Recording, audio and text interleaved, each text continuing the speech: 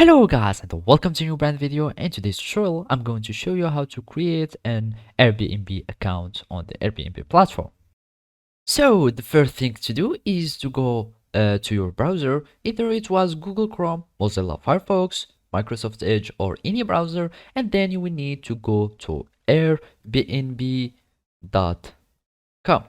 So after you click on it, you will be taken or redirected to the Airbnb website, and then you will need to create an account. So basically you will need just to click on this icon here at the corner. You click on it, and of course you are going to click on sign up, and after that you can either sign up with your phone number, or you can sign up with these alternative accounts, either Facebook, Google, Apple accounts, or your email.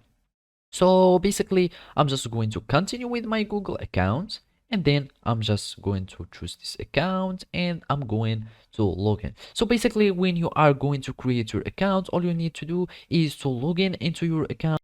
So basically this is how you can create your Airbnb account. Thank you for watching and see you next time.